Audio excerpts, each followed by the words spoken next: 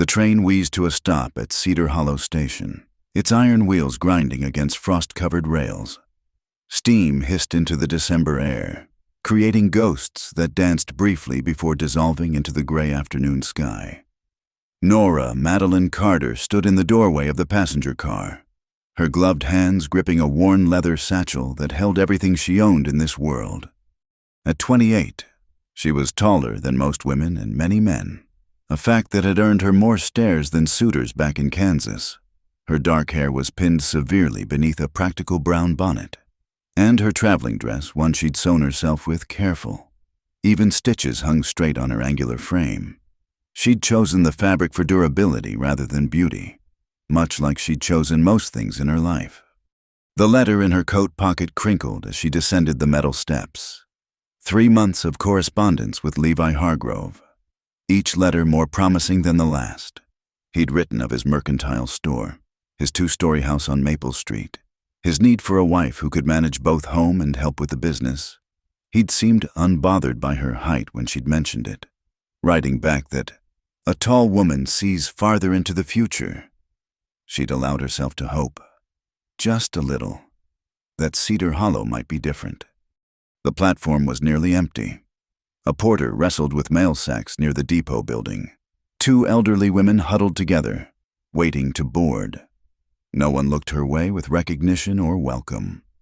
No Levi Hargrove with his described sandy hair and merchant's vest. Nora set down her satchel and waited. The winter sun, pale as watered milk, began its descent behind the row of false-fronted buildings that comprised Cedar Hollow's main street. She counted the minutes by the rhythm of her visible breath in the cold air. 5 minutes, 10, 20. "You waitin' on someone, miss?" The station master emerged from his office, a thin man with suspicious eyes beneath his visor. Mr. Levi Hargrove," she said, her voice steady despite the growing knot in her stomach. "He owns the mercantile." The man's expression shifted from suspicion to something like pity. "Hargrove left town 2 weeks back, sold out to Jacobson and headed California way. Said something about gold prospects." He paused, taking in her traveling clothes and single satchel. "You come a long way." "Kansas," she managed. "Well," he cleared his throat, already turning away. "Jacobson's store is 3 blocks down if you need supplies, though I expect you'll be wanting a return ticket instead." The station master disappeared back into his office. Nora stood alone on the platform as the train pulled away, taking with it the last pretense that this was all some misunderstanding. The letters in her pocket felt suddenly like stones, worthless promises from a man who couldn't even face her in person. She picked up her satchel and walked toward town. Each step on the frozen dirt road felt like an admission of defeat. She'd spent her savings on the train ticket, convinced her employer she wouldn't be returning, packed up her rented room with trembling hands full of foolish dreams, all for a man who'd found it easier to chase gold than meet the woman he'd promised to marry. Cedar Hollow's main street stretched before her like a gauntlet. The mercantile, now Jacobson's, sat between a saloon and a barber shop. Women in small clusters paused their conversations to watch her pass. She knew what they saw. A too-tall spinster with a plain face and plainer clothes. Abandoned before she'd even arrived. She kept her chin level, her shoulders back, a posture learned from years of being taller than acceptable. The Sunset Hotel sat at the end of the street, its paint peeling but its windows promising warmth. Nora pushed through the door, setting a small bell jangling.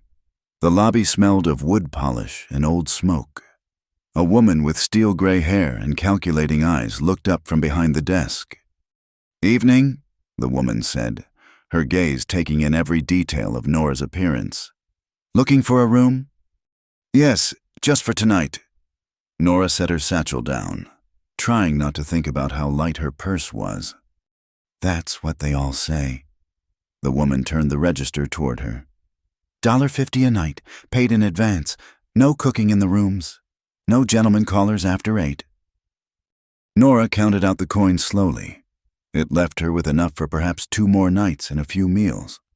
After that, She pushed the thought away and signed the register with a steady hand.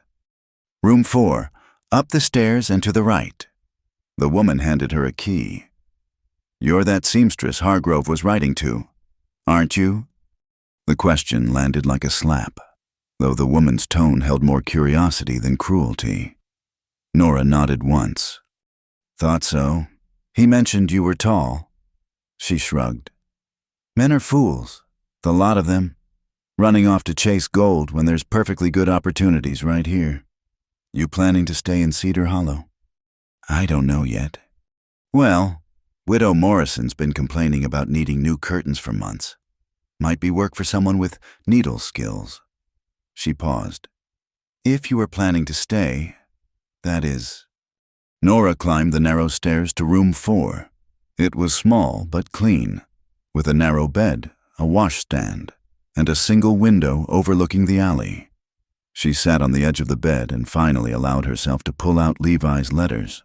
His handwriting looked different now, hasty and careless, where she'd once thought it bold and confident. She read the last one again. My dearest Nora, each day brings us closer to our meeting. I dream of the home we'll build together, the life we'll share. Cedar Hollow may be small, but with you beside me, it will feel as grand as San Francisco. Empty words from an empty man. She folded the letters carefully and placed them back in her pocket. She wouldn't burn them, not yet. They were evidence of her foolishness. And she'd learned that forgetting one's mistakes only meant repeating them. The sun had set fully now, leaving the room in shadows. From somewhere below came the sound of horses and men's voices, the evening life of Cedar Hollow beginning. Nora unpinned her hair and let it fall around her shoulders, then immediately pinned it back up. Even alone, old habits persisted. She thought about tomorrow. She could buy that return ticket, go back to Kansas, beg for her position back at Mrs. Pemberton's dress shop, return to the small room, the sympathetic looks, the steadily shrinking possibilities. Or she could stay here, in a town where she was already marked as the abandoned mail-order bride, and try to build something from nothing. Neither choice offered much hope, but at least here, her shame was fresh and might fade with time. In Kansas, it had accumulated over years like dust in corners, impossible to fully sweep away. A knock at the door interrupted her thoughts. The hotel proprietress stood in the hallway with an armload of quilts. Thought you might need extra blankets. Gets mighty cold at night, and that room's on the north side. She handed them over without waiting for a response. Name's Mrs. Dalton. By the way, I run a clean establishment and don't tolerate nonsense, but I also don't believe in letting folks freeze. Thank you, Nora managed. Mrs. Dalton studied her for a moment. You know, my husband ran off to chase silver back in '72, left me with this hotel and more debt than dollars. I thought about leaving too, starting fresh somewhere else. She smiled thinly. But then I figured, why should I be the one to run? This was my home as much as his. Maybe more. She left before Nora could respond. The extra quilts smelled like cedar and lavender, and Nora spread them over the thin bedding gratefully. Outside, the sounds of evening continued, a dog barking, a woman calling her children inside, the distant tinny music from the saloon. Tomorrow she would need to make decisions. Find work or buy a ticket, stay or go, try again or give up. But tonight, she would allow herself this small mercy, a warm bed in a strange town, where no one knew her well enough yet to pity her properly. She lay down fully clothed except for her boots, pulling the quilts up to her chin. In the darkness, she could almost pretend the wetness on her cheeks was just the cold making her eyes water. Almost pretend that being alone in Cedar Hollow was better than being alone in Kansas. Almost. Morning came with the sound of horses and wagon wheels on frozen ground. Nora dressed carefully, her fingers stiff from the cold despite the extra quilts. She'd made her decision sometime in the pre-dawn hours one more day. She'd give Cedar Hollow one more day before spending money on a return ticket she could barely afford. The hotel dining room was nearly empty when she descended. Mrs. Dalton served her coffee and biscuits without comment, though her eyes held questions. Nora ate slowly, watching through the window as the town came alive. Men headed to work. Women swept doorsteps. Children darted between buildings on mysterious errands. Livery stables looking for someone to mend their horse blankets. Mrs., Dalton mentioned casually as she refilled Nora's cup. Owner's name is Whitlock. Rough sort, but pays fair. Nora nodded her thanks and finished her breakfast. The livery stable sat at the edge of town, a sprawling structure that smelled of hay and leather and horse sweat. She paused at the entrance, suddenly aware of how out of place she looked, a tall woman in a traveling dress standing amid the masculine chaos of a working stable. "Help you?" The voice came from her left, where a man emerged from a stall. He was tall, taller than her by several inches, with broad shoulders that stretched his worn flannel shirt. Dark hair fell across his forehead, and several days' worth of stubble shadowed his jaw. His eyes, gray as winter sky, assessed her without emotion. "I heard you might need mending work done," she said, lifting her chin slightly. "I'm a seamstress." He wiped his hands on his pants, leaving streaks of dirt. "That's so." His gaze dropped to her hands, noting the lack of wedding ring, then back to her face. No surprise showed at her height, no smirk at finding a woman in his stable. "Got a pile of torn blankets and harnesses that need attention. Works here, though no taking them elsewhere." "I can work anywhere," Nora replied. He studied her for another moment, then shrugged. "Pays by the piece. 25 cents for blankets, 50 for harness work. You supply your own thread and needles." It was less than she'd made in Kansas, but she nodded. "When can I start?" "Now, if you're minded to." He turned and headed deeper into the stable. "Name's Cade Whitlock. This is my place." She followed him past stalls filled with horses' work animals mostly, sturdy and practical. At the back of the stable, a small room served as a tack room and office. He pointed to a corner where damaged equipment lay piled. "Start with what you can. I'll be around if you have questions." He paused at the doorway. "You got a place to stay?" The question seemed weighted with more than casual interest. Nora straightened. "The hotel." "Expensive," he commented. "Mrs. Dalton doesn't give charity rates." "I manage," she said stiffly. "Didn't say you couldn't." He rubbed the back of his neck, a gesture that seemed uncharacteristic for such a contained man. "Just saying. There's a room off the kitchen here. Used to be for the stable hand, but I haven't had one in months. Has a stove, bed, basic furnishings. If you wanted to trade some of your pay for lodging." Nora's pride warred with practicality.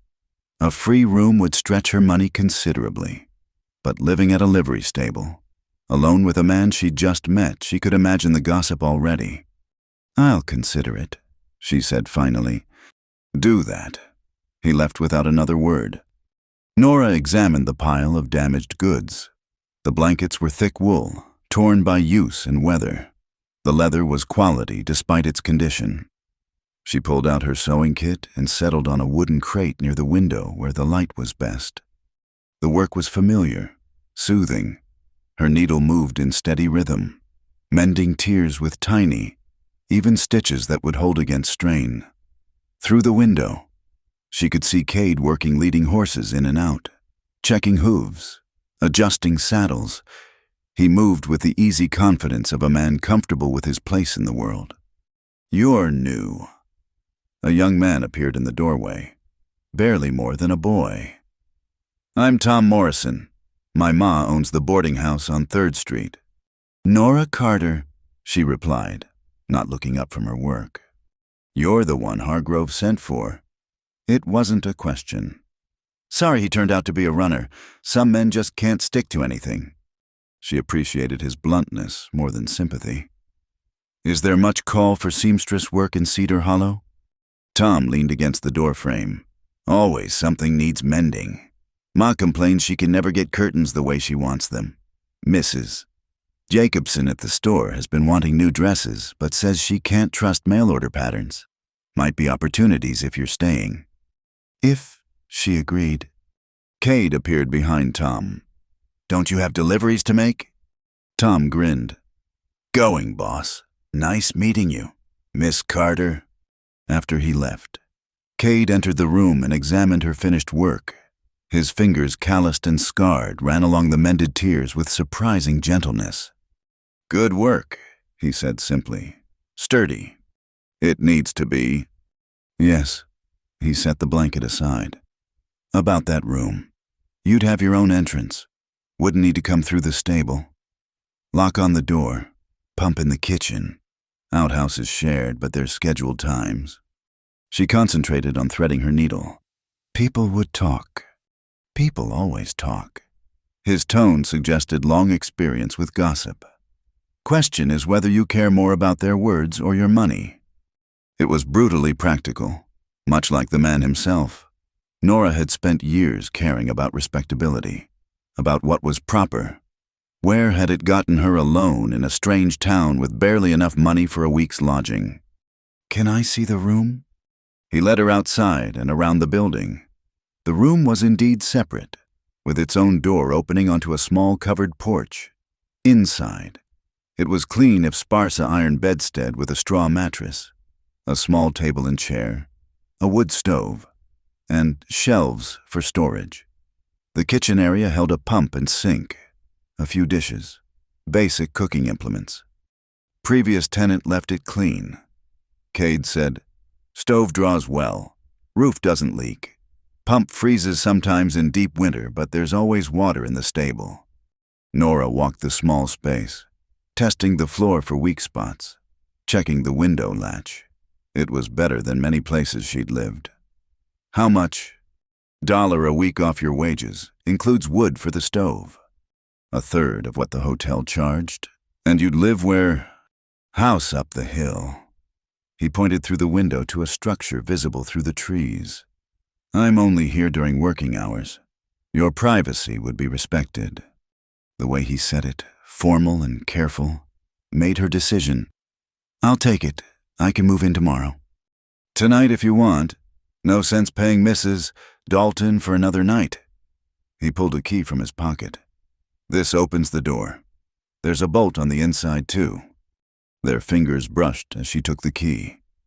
His hand was warm, despite the cold air. Thank you, she said. You haven't asked why I'm offering, he observed. She met his gray eyes directly. You haven't asked why I'm accepting. A small smile tugged at one corner of his mouth, the first expression she'd seen crack his stoic facade. Fair enough. He turned to go, then paused. You eaten today besides Mrs. Dalton's bird portion breakfast? I'm fine. There's a stew pot on the stable office stove. Help yourself. Can't have workers fainting from hunger. He was gone before she could respond. Nora stood in the small room that would be her home, key clutched in her hand. Through the window, she watched him return to his horses, his tall figure moving with unconscious grace. She'd made worse decisions than trusting a taciturn stable owner who offered practical help without pity. At least Cade Whitlock seemed to see her as a person rather than a curiosity or object of sympathy. That evening, she retrieved her satchel from the hotel. Mrs. Dalton's eyebrows rose when she checked out early. Found accommodations already, You do work fast. I've taken a position at the livery stable. It includes lodging. Whitlock's place, Mrs. Dalton's expression shifted to something unreadable. Well, he's not what you'd call sociable, but he's decent enough. Keeps to himself since... She trailed off. Anyway, you be careful. Town's got a long memory for scandal. Nora wanted to ask what she meant, but pride kept her silent. She'd learned Cedar Hollow's secrets in time, just as they'd learn hers.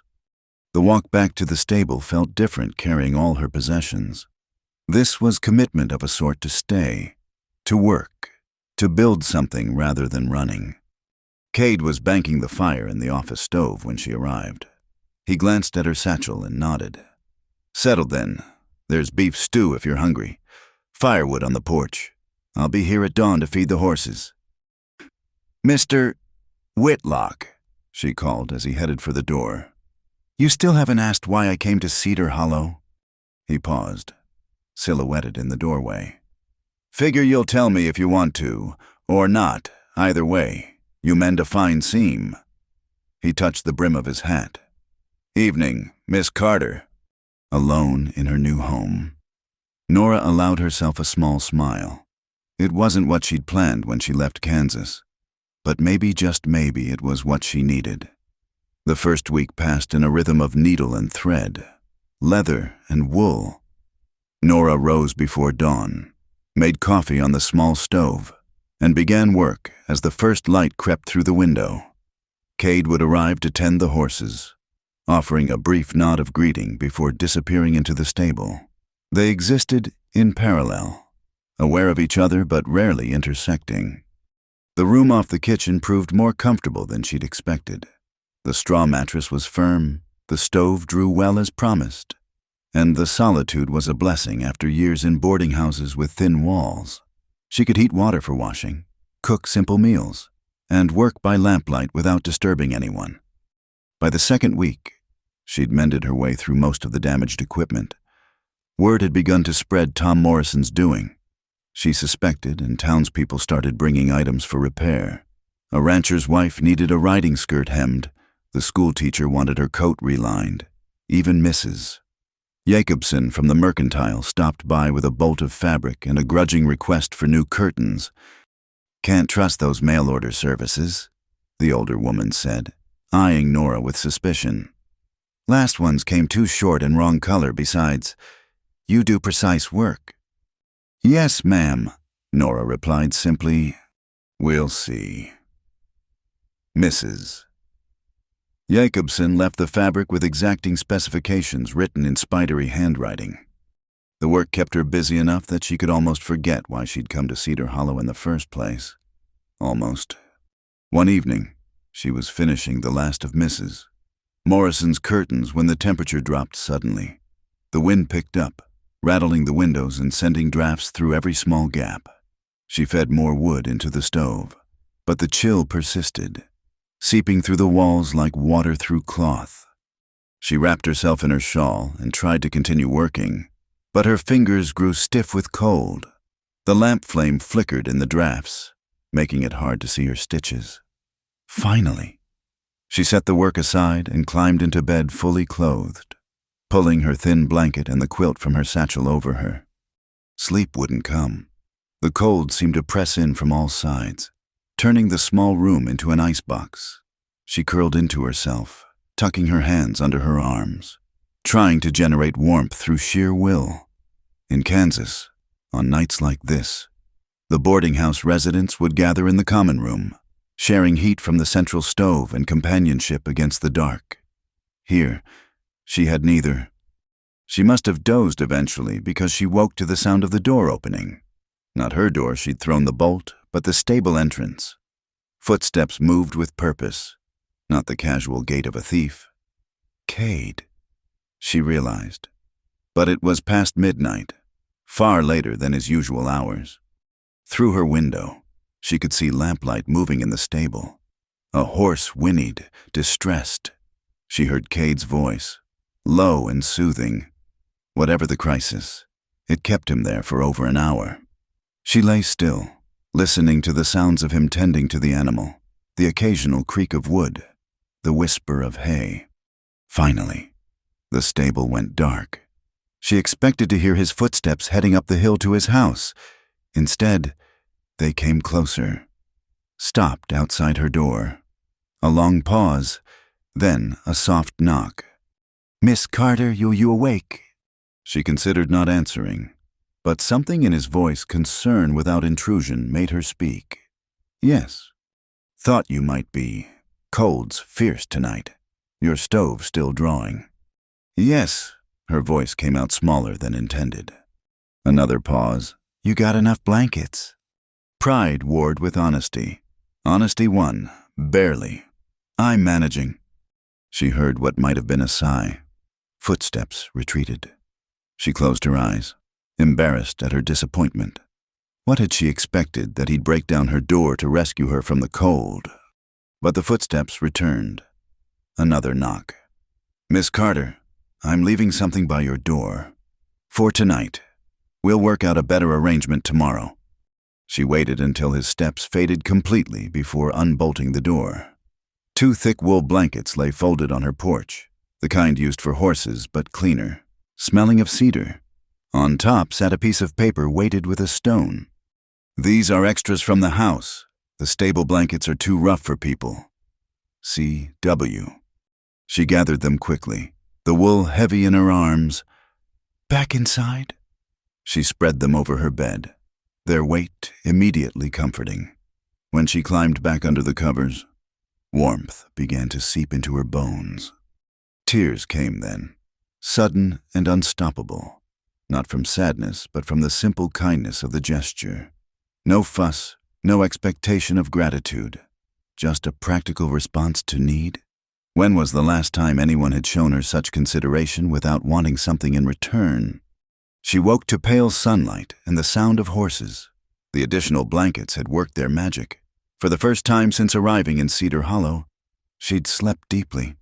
She dressed quickly, embarrassed by her late start, and hurried to begin work.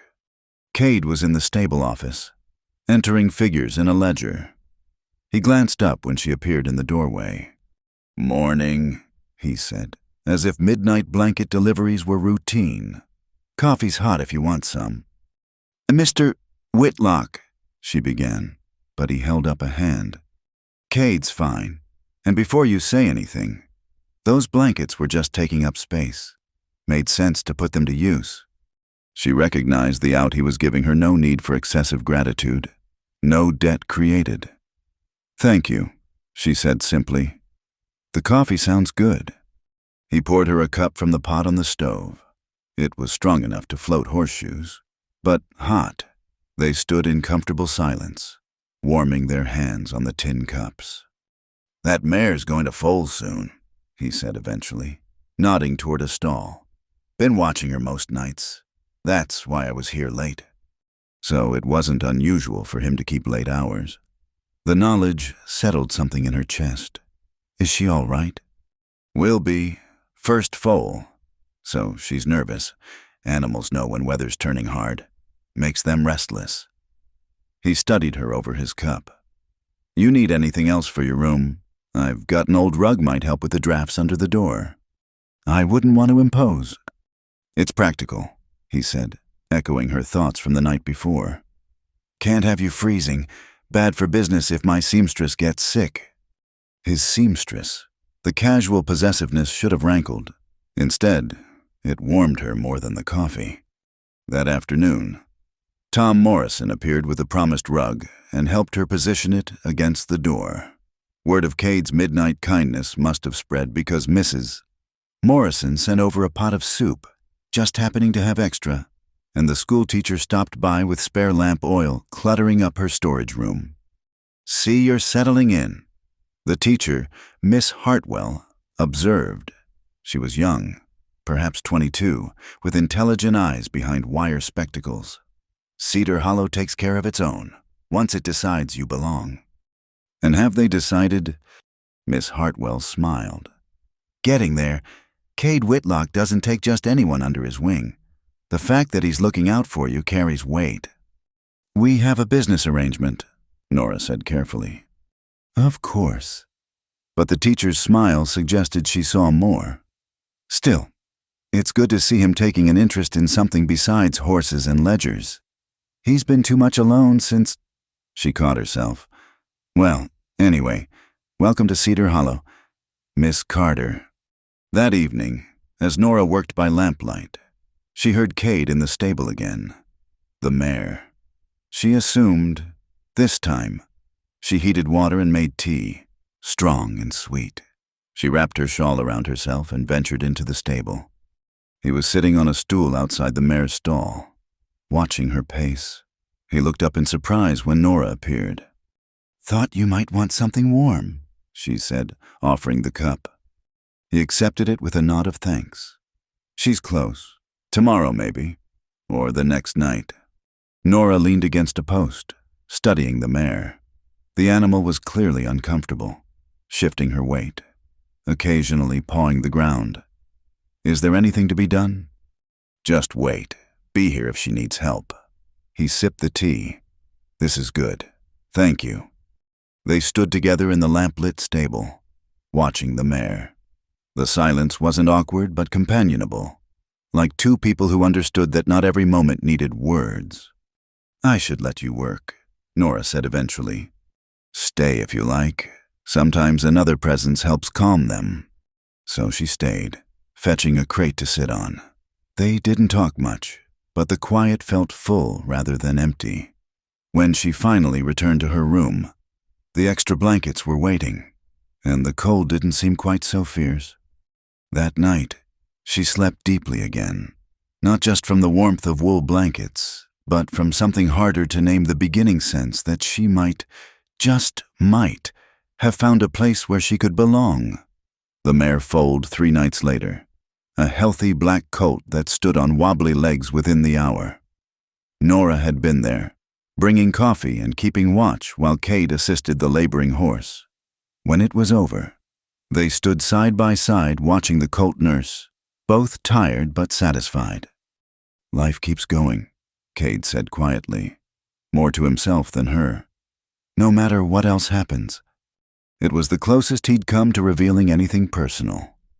Nora didn't press, but filed the comment away with other small mysteries, the way townspeople sometimes fell silent when he entered a room. The careful distance some maintained. The house on the hill he returned to each night alone. As winter deepened, her small sewing corner in the stable became a steady business. She'd fashioned a proper work area with a table Tom Morrison had found in his mother's shed and a comfortable chair donated by the minister's wife. Good light from the window, close enough to the stove for warmth, and a steady stream of customers who'd learned she could make anything from curtains to wedding dresses. You should put up a sign. Mrs. Morrison suggested one afternoon, examining the coat Nora had relined for her. Make it official, N. Carter, seamstress, or some such. I'm not sure I'm staying permanent, Nora replied, though the words felt less true each day. Honey, you've been here near 2 months now. You've mended half the town's clothes and made new ones for the other half. That sounds permanent to me. Cade appeared in the doorway, catching the last of the conversation. She's right. Sign would be good for business. Nora looked between them, feeling cornered by their practical kindness. I'll think about it. But that evening, Cade presented her with a small wooden sign, carefully lettered N.M. Carter, Fine Sewing and Alterations. The wood was smooth sanded, the letters burned deep and even. Tom's handiwork, he explained. Boy's got talent with wood. Figured you'd need something eventually. She ran her fingers over the letters. N.M. Carter. He'd included her middle initial without asking what it stood for. Such a small thing, but it made her feel more substantial somehow. Not just Nora the abandoned bride, but an M. Carter, a person with a trade and a place. It's perfect, she said. Thank you, and thank Tom for me. Thank him yourself. He'll be by tomorrow to hang it. The sign went up the next day, positioned where it could be seen from the street. Within hours, she had 3 new customers, including the banker's wife who'd previously sent her mending to Denver. That Sunday, Nora attended church for the first time since arriving.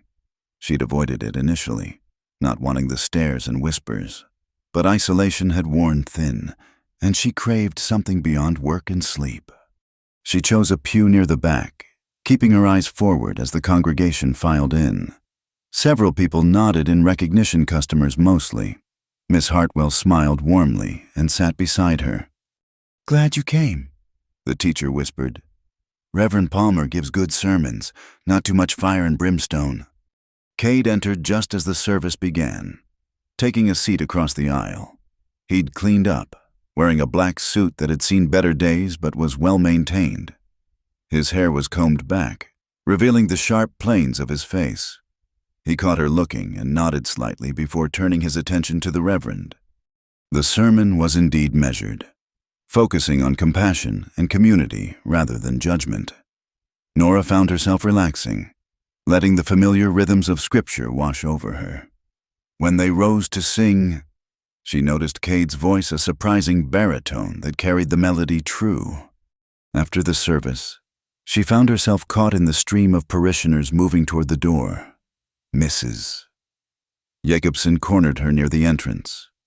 "Those curtains turned out well," the older woman admitted grudgingly. "Might have more work for you. My niece is getting married come spring." "I'd be happy to help," Nora replied. "We'll see. Can't have just anyone making a wedding dress." But her tone had warmed considerably from their first meeting.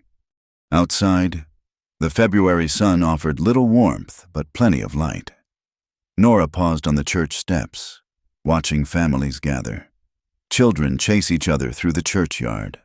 A familiar ache rose in her chest, not for Levi Hargrove.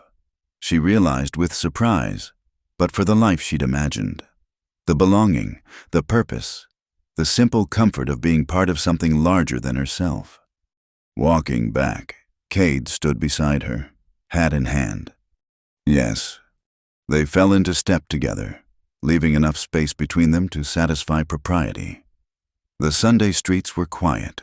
Most folks either still at church or already home for Sunday dinner. "You did good work on the Morrison girl's dress," he said after a while. She was proud as anything wearing it today. Nora had noticed the girl, maybe 16, blooming with youth and excitement in her new blue wool dress. She was easy to fit, stood still and didn't fuss. "Unlike Mrs. Jacobson, I imagine." A smile tugged at her lips. "I wouldn't speak ill of a customer." "Course not." But she caught his answering smile. "Just saying, some folks are easier to please than others." They'd reached the stable. Usually, Cade would head to his house, and she'd return to her room, but he hesitated, seeming to wrestle with something. "Would you like coffee?" he asked finally. "I mean, I was going to make some anyway. Seems foolish to make 2 pots in 2 places." It was the first truly social invitation he'd extended. Nora knew she should refuse Sunday afternoon. Alone together, the gossips would feast, but she was tired of living by rules that had brought her nothing but loneliness. "Coffee sounds good," she said. His office was neater than usual, papers stacked precisely, ledgers aligned. He busied himself with the pot while she examined the space more closely. A few personal items she hadn't noticed before: a carved wooden horse on the shelf, a faded photograph tucked behind the lamp, spurs hanging on a peg that looked more decorative than functional. "Cream sugar?" he asked. "Black is fine." He handed her a cup and they stood awkwardly for a moment before he gestured to the chair. "Please, sit. I'll take the crate." "I've been sitting all morning," she said. "Standing feels good." They ended up leaning against opposite walls, the small space between them feeling both too large and too small. "Your sign's bringing in business," he observed. "Yes, more than I expected." "Might need to think about expanding. That corner won't hold forever." She looked at him in surprise. "Expanding where?" "Empty shop next to the barber. Landlord's been trying to rent it for months. Small, but it'd give you a proper storefront." The idea was both thrilling and terrifying. A real shop meant real commitment, real risk. "I don't know if I have enough saved yet." "Something to think on," he said mildly. "No rush." They drank in silence for a moment. Then, surprising herself, Nora asked, "Have you always run the stable?" "Took it over from my father 8 years back. He built it up from nothing, just a few horses and determination." Cade's expression softened slightly. "Always figured I'd run it with—" He stopped, jaw tightening. "Well, plans change." She wanted to ask more, but recognized the wall going up. Instead, she said, "It's a good business. Well run. Try to keep it that way." He finished his coffee and set the cup aside. "I should check on the mare and colt." "Of course." She moved toward the door, then turned back. "Thank you for the coffee and the conversation." Something shifted in his face, a loosening of the careful control he always maintained. "Anytime, Miss Carter, I mean that." Walking back to her room, Nora felt something had changed between them. Not dramatically, but noticeably. Like a door opened just a crack, letting light seep through. That evening, as she worked on Mrs. Jacobson's niece's wedding dress design, she found herself humming. It took her a moment to recognize the tune, the hymn from church, the one Cade had sung in his surprising baritone. She stopped, needle suspended in midair. When had Cedar Hollow stopped being a place of exile and started feeling like possibility? When had Cade Whitlock's quiet presence become something she looked forward to rather than simply accepted? The questions had no easy answers. But as she resumed her work, the humming returned, soft but persistent. Outside, night fell over the stable, over the small room that had become home, over the town that was slowly accepting her as one of its own. Tomorrow there would be more work, more careful steps forward, more learning how to build a life from unexpected pieces. But tonight, with good light and steady hands and the memory of shared coffee warming her chest, Nora Carter allowed herself to believe that some plans changed for the better. Spring arrived in Cedar Hollow with melting snow and mud that seemed determined to cling to everything. The Spring Seed Festival, held the first Saturday after the last frost, was the town's way of shaking off winter's grip and welcoming the planting season. Nora had heard talk of it for weeks. Who was organizing what booth, which families would compete in the pie contest, whether the Hendersons would finally beat the Millers at the three-legged race. "You'll need something to wear," Miss Hartwell announced, appearing at Nora's work corner with a determined expression. "And don't say your brown dress is fine. This is a celebration, not a funeral." "I wasn't planning to attend," Nora said, though that wasn't entirely true. She'd been thinking about it, wondering if she'd feel welcome or remain the tall stranger who'd arrived uninvited. "Nonsense. You've been here 3 months. You've sewn half the dresses that will be worn there. You're coming." The teacher softened her tone. "Besides, I need another tall woman there. Makes me feel less like a stork among chickens." Despite herself, Nora smiled. She'd noticed that Miss Hartwell, while not quite her height, stood several inches above most women in town. "I suppose I could make something simple." "Not too simple," Miss Hartwell insisted. "Something that shows you're here to stay." The words echoed in Nora's mind as she selected fabric from her small collection. Here to stay. When had that become true? She chose a soft beige cotton, not flashy but good quality, with enough weight to hang well on her frame. The color would complement her complexion without drawing undue attention. She worked on the dress in the evenings, after completing her customer orders.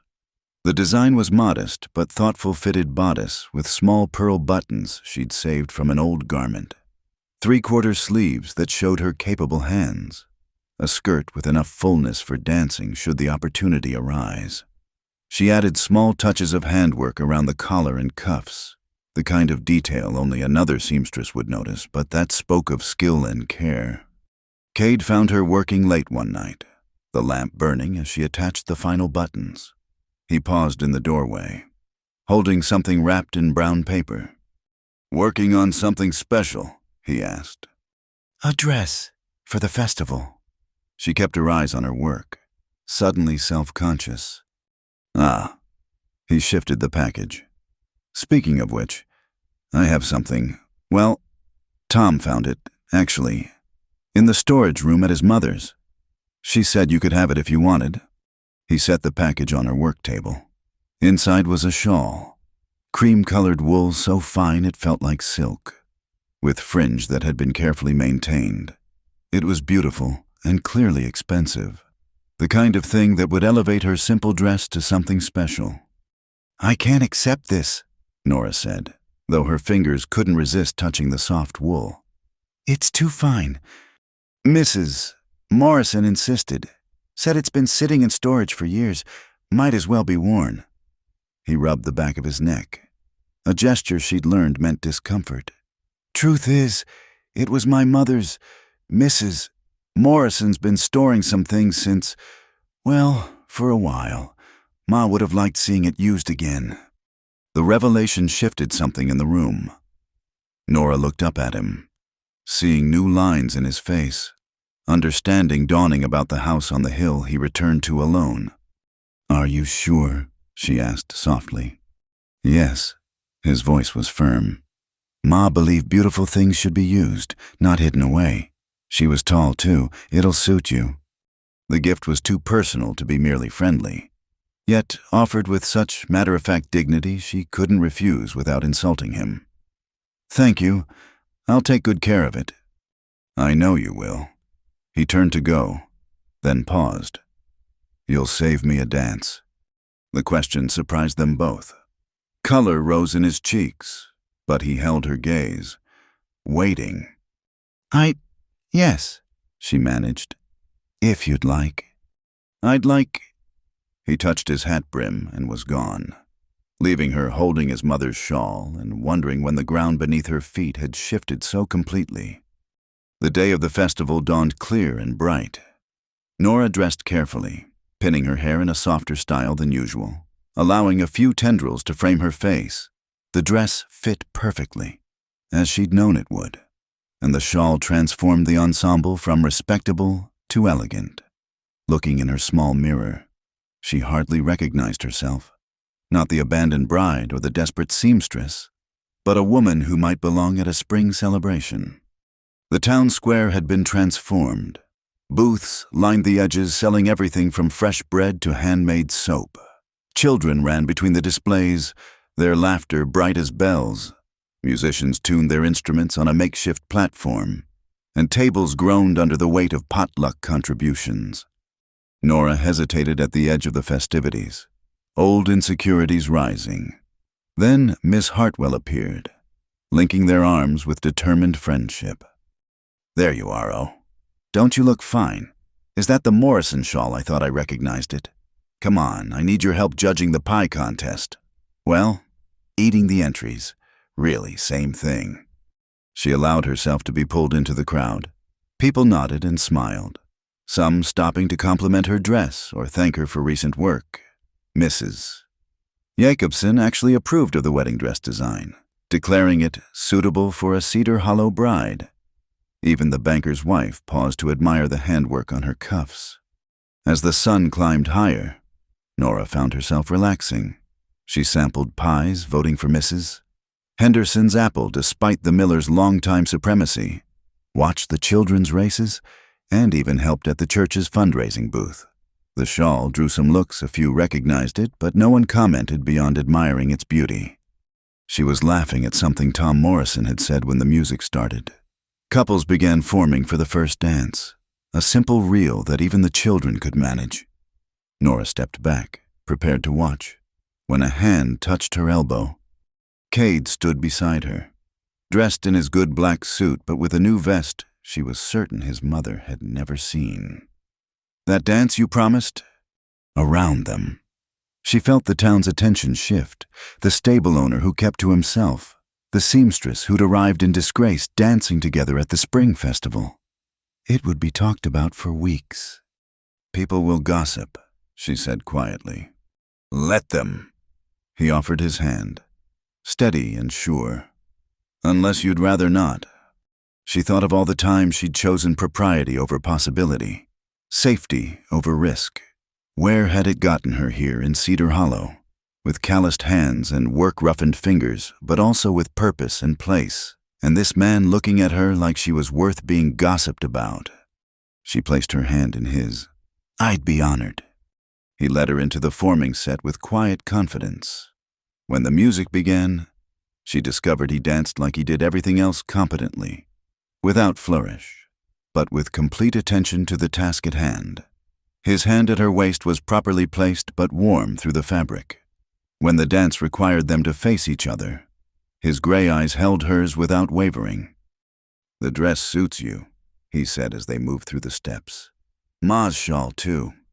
Thank you for trusting me with it. Nothing to do with trust. It looks right on you, that's all." The simple honesty of it made her throat tight. They danced in silence after that, but it was the comfortable quiet she'd grown accustomed to in his presence. Around them, other couples spun and laughed, but Nora felt suspended in a bubble of calm certainty. When the music ended, Cade walked her to the refreshment table. People watched, some openly, others pretending not to. He seemed unbothered by the attention, fetching her lemonade and standing close enough that their proximity made a statement without words. "Thank you for the dance," she said. "First of many, I hope." The words were casual, but his eyes suggested deeper meaning. "If you're willing." Before she could answer, a commotion arose near the pie table. One of the judges had taken ill too much sampling. Someone suggested and they needed a replacement. Miss Hartwell volunteered Nora with embarrassing enthusiasm. "I should go," she said to Cade, though she didn't want to leave this moment. "Course, I'll be around." He paused, then added quietly, "You belong here. Nora, in case you were still wondering." She walked to the judging table on unsteady legs, his use of her first name echoing in her ears. The afternoon passed in a blur of pies and congratulations. The Millers maintained their dynasty, games and conversations. But through it all, she was aware of Cade's presence, his quiet support from across the square. As evening approached and lanterns were lit, the dancing resumed. This time, Nora didn't hesitate when he approached. They danced 3 more times, each one drawing less attention than the last, as the town apparently decided this development was acceptable, even welcome. Walking back to the stable under a canopy of stars, the shawl warm around her shoulders, Nora felt something settle in her chest. Not the giddy excitement she'd imagined with Levi Hargrove, but something deeper and more solid. Something that might last through seasons and storms and ordinary Tuesday mornings. "Today was good," Cade said as they reached her door. "You looked happy." "I am," she touched the shawl. "Thank you again for this, for everything." He studied her in the lamplight, seeming to weigh words. Finally, he simply said, "There's more festivals coming, summer fair, harvest dance, if you're interested." "I'm interested," she said softly. His smile transformed his face, making him look younger, lighter. "Good, that's good." He touched his hat. "Good night, Nora." "Good night, Cade." Inside her room, she hung the dress carefully but kept the shawl around her shoulders a while longer. Through her window, she could see lights still glowing in the town square, hear distant music and laughter. Cedar Hollow celebrating spring and new beginnings and the endless possibility of seeds planted in good soil. For the first time since stepping off that train, Nora Carter knew exactly where she belonged. The weeks following the spring festival passed in a gentle rhythm. Cade and Nora had found an easier companionship, sharing morning coffee and evening conversations when work allowed. He'd taken to bringing her small things, a better lamp for her detailed work, fresh eggs from a rancher who'd paid in trade, wildflowers in a mason jar that he set on her table without comment. Summer arrived with its heavy heat, and with it came the busy season. Ranchers needed gear repaired before cattle drives. Townswomen wanted lighter dresses, and everyone seemed to have mending that couldn't wait. Nora's corner of the stable had become a proper workshop, with bolts of fabric, spools of thread organized by color, and a steady stream of customers. One particularly warm evening in July, she was finishing the hem on a christening gown when exhaustion overtook her. The detailed work in failing light had given her a headache, and the heat made the small room feel stifling despite the open window. She set aside the garment and pressed her palms against her eyes. "Long day," Cade's voice came from the doorway. "The longest," she admitted, not looking up.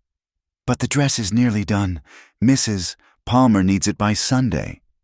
"It's past 9. Nora, the dress can wait an hour." She heard him move into the room, felt the slight stirring of air as he passed. The clink of glass made her look up. He was pouring water from the pitcher into a clean cloth. "Here," he said, offering her the cool compress. "For your head." She accepted it gratefully, pressing the damp fabric against her forehead. The relief was immediate. "Thank you." "You push yourself too hard." He pulled up the spare stool, sitting at a respectful distance, but close enough that she caught the scent of hay and leather and honest work that always clung to him. "When's the last time you took a real break?" "I rest on Sundays," she said, though they both knew her Sundays often included finishing urgent orders. "That's not what I mean." He was quiet for a moment, then said, "There's a swimming hole about 2 miles upstream, fed by a spring, so it stays cool even in this heat. Thought maybe you'd like to see it. Tomorrow, after the morning chores." The invitation hung between them. Such outings were usually group affairs, chaperoned and proper. But the thought of cool water and time away from her needle was powerfully tempting. "I don't swim," she admitted. "Don't need to. Water's shallow at the edges. Just nice to sit and cool off." He stood, suddenly seeming uncertain.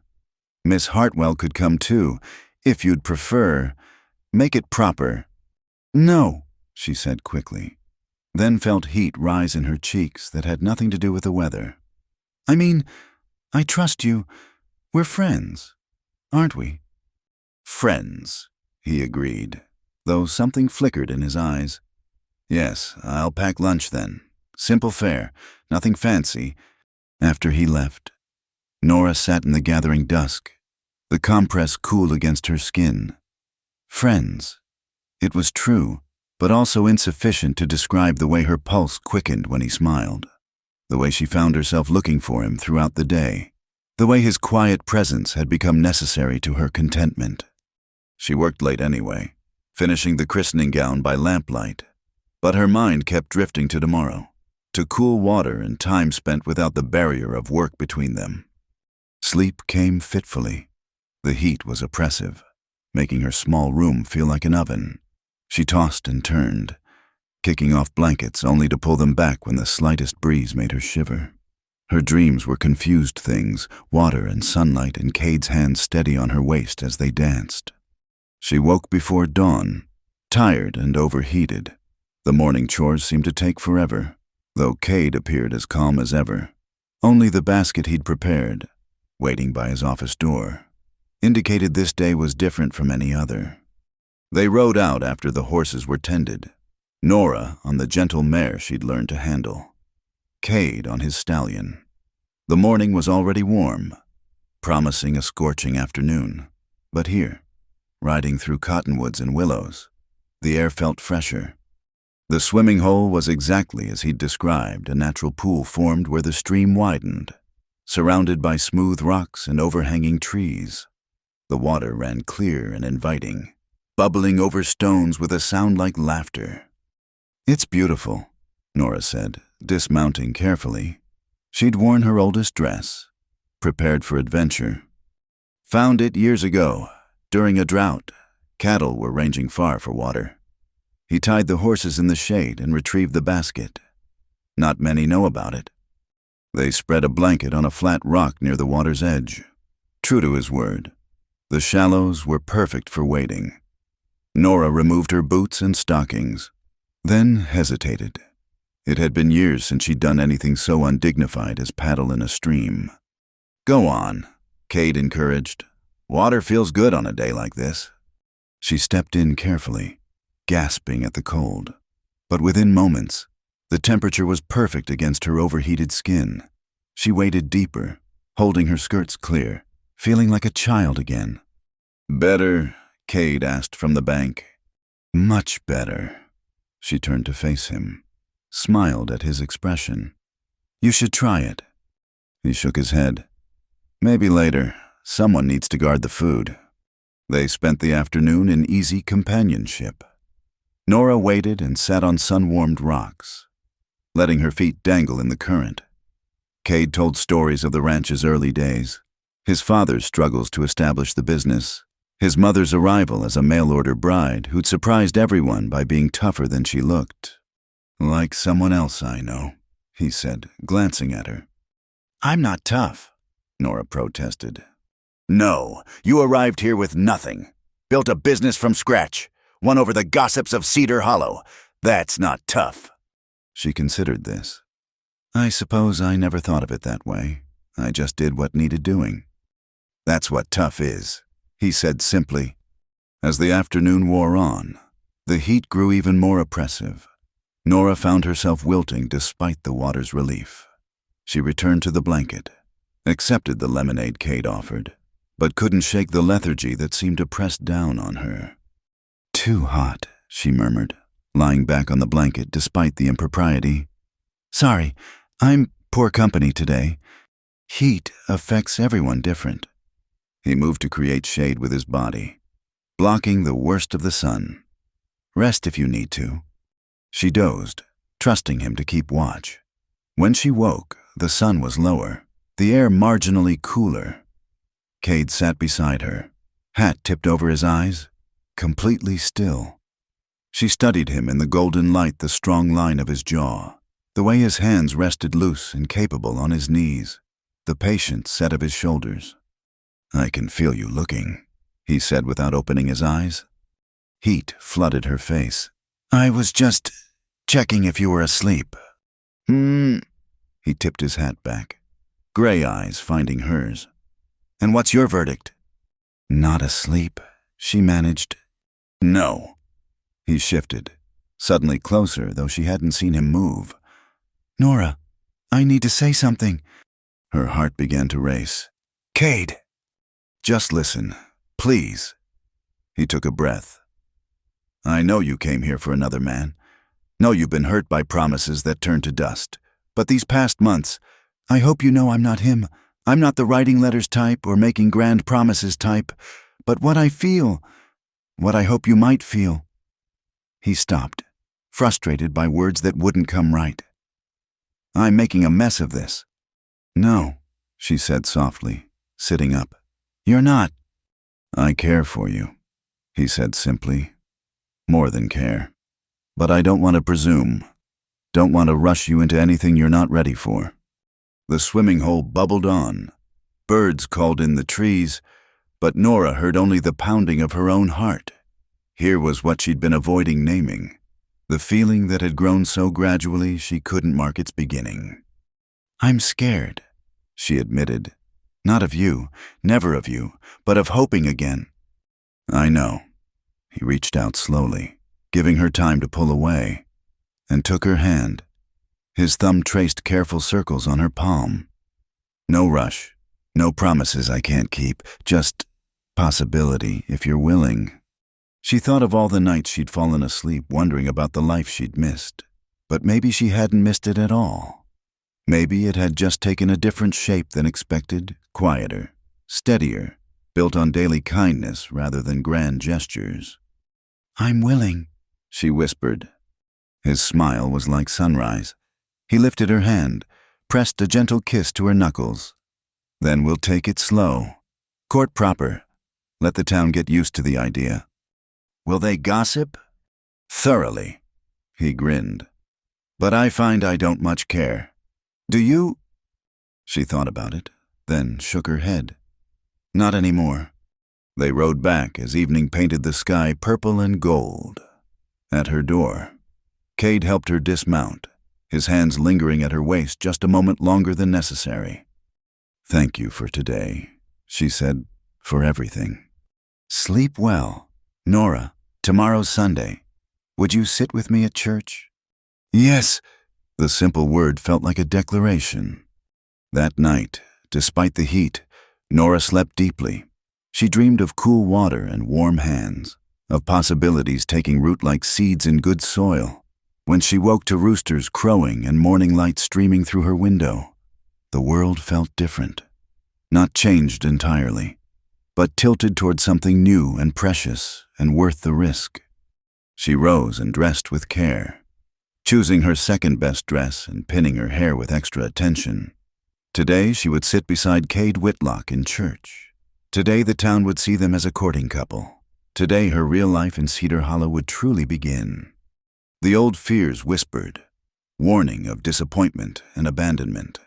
But stronger than fear was the memory of Cade's steady presence, his careful honesty, his patient heart. She'd built a business from nothing, won acceptance from suspicious strangers, survived abandonment, and created a new life. Surely she could brave the risk of love when it came offering no grand promises, just the solid ground of daily choice and growing affection. Surely she could. The stagecoach arrived on a Tuesday afternoon, raising dust and curiosity in equal measure. Nora was fitting Mrs. Henderson for a new winter coat when Tom Morrison burst into her workshop. "Stage brought a lady asking about Cade," he announced, breathless from running. "Pretty thing. Dressed fancy as anything.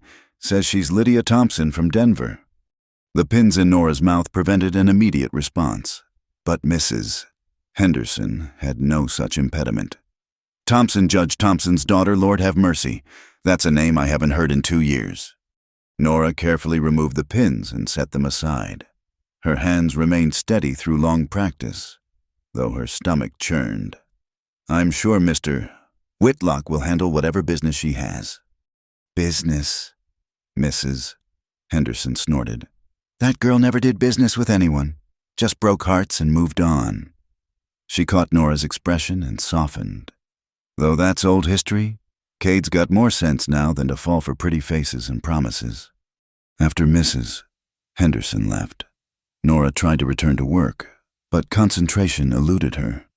Through the window, she could see unusual activity at the hotel, people gathering to catch glimpses of the mysterious arrival.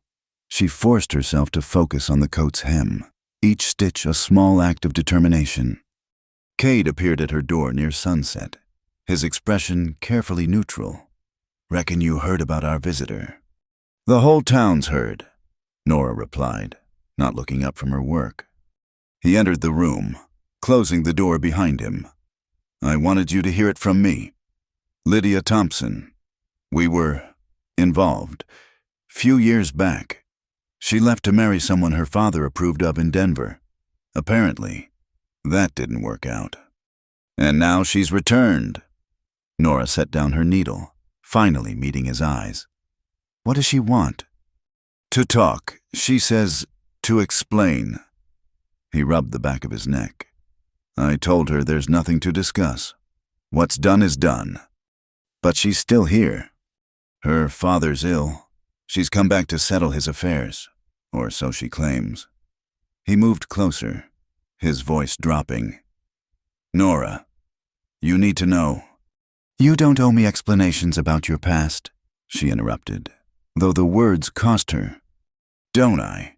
He sat on the stool across from her, leaning forward earnestly. "We're courting. That means honesty between us. So let me be honest. Lydia left me standing at the altar, literally, church full of people, me in my best suit, and a note saying she'd taken the morning train." His jaw tightened at the memory. "Took me a long time to get past that, to trust again." Nora absorbed this, understanding dawning about his careful courtship, his measured words, the way the town had protected him from questions about his past. "But I did get past it," he continued, "thanks to a certain seamstress who showed up one winter day." He reached for her hand. "What I feel for you.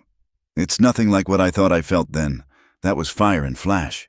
This is deeper, steadier, real." Before she could respond, voices approached outside. The door opened without a knock, and a woman entered petite, golden-haired, dressed in traveling clothes that probably cost more than Nora made in 2 months. Lydia Thompson was everything Nora wasn't: delicate, decorated, designed to catch eyes and hold them. "Cade, I've been looking." Lydia stopped, taking in the scene. Her blue eyes assessed Nora with sharp intelligence. "You must be the seamstress I've heard about. Miss Carter, isn't it?" "Yes." Nora stood, grateful for the inches that allowed her to look down at the other woman. "Can I help you?" "I was hoping to speak with Cade, privately." Lydia's smile was sweet as poison. "About old times." "Nothing private between us anymore." "Lydia," Cade said firmly, standing. Whatever you need to say can be said here. Very well.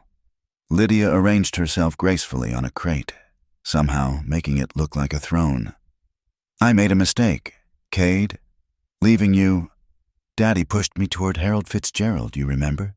The banker's son said you'd never amount to more than a stable hand. But Harold was weak, spineless. The marriage was annulled after 6 months. Sorry to hear that, Cade said without inflection. Are you? Lydia's voice turned pleading. Because I hoped, that is, when I heard you'd inherited fully, that the stable was prospering, and you're still unmarried. Stop, Cade's voice cut sharp. If you think I've been pining for 2 years, you're mistaken. If you think I'd take you back because your better prospect didn't pan out, you're deluded. Lydia's pretty face hardened. Because of her, she gestured at Nora. A failed mail-order bride who sews for a living, really. Cade, I credited you with better taste. Watch your tongue, Cade warned, stepping protectively closer to Nora. But Nora didn't need protection. She'd faced worse than spoiled society girls. Yes, I sew for a living, she said calmly. Honest work that serves the community. And yes, I came here for a marriage that didn't happen, but I stayed and built something real. Can you say the same? Lydia flushed. I don't need to justify myself to hired help. No, Nora agreed. But you do need to leave my workshop. You're disturbing my business. Your business. This is Cade's building. Rented to Miss Carter for her work. Cade interjected, making it her space. I think she's asked you to leave. Lydia stood, fury replacing her careful sweetness. You'll regret this, Cade Whitlock, both of you. When people remember what we had, what we were supposed to be. What we had was a lie, Cade said quietly. What we were supposed to be was a disaster avoided. Find somewhere else to land. Lydia, there's nothing for you here. She swept out in a rustle of silk and wounded pride. In the silence that followed, Nora sank onto her stool, hands trembling now that the confrontation was over. I'm sorry, Cade said. I should have kept her away from you. No. Nora looked up at him. I needed to see her, to understand. Understand what? Why you're careful. Why trust comes hard. She stood, moved closer to him. And why what we have is worth protecting. Relief washed over his features. You're not. She didn't make you doubt. She made me more certain. Nora reached up, touched his face gently. You chose me, Cade. Not because I was convenient or profitable or approved by anyone. Just me. Just you is everything, he said roughly, covering her hand with his. They stood that way for a moment, drawing strength from each other. Then Cade straightened. All business again. She's staying at the hotel, making a show of visiting her father, but he's been clear he doesn't want her there. She'll cause trouble for a few days, stir up old gossip. Let her. Nora returned to her work table, picking up her needle with steady hands. I've survived worse gossip than anything she can manage. But Lydia proved creative in her mischief. Over the next days, she held court at the hotel, spinning tales of her romance with Cade, suggesting their connection was unfinished business. She commissioned a dress from the rival seamstress in Millbrook, making sure everyone knew why she couldn't possibly use that woman at the stable. She even attended church, sitting in what had once been the Whitlock family pew, dabbing at her eyes during the sermon on forgiveness. Through it all, Nora continued her work and her life. Customers still came, though some seemed more interested in gossip than garments. She kept her responses mild, her focus on quality, her dignity intact. Cade stopped by more frequently, his presence a silent support that spoke louder than words. Miss Hartwell proved a fierce ally. That woman, she declared over tea, is a menace to decent society. Imagine abandoning a good man for money, then crawling back when the money proves attached to a weakling.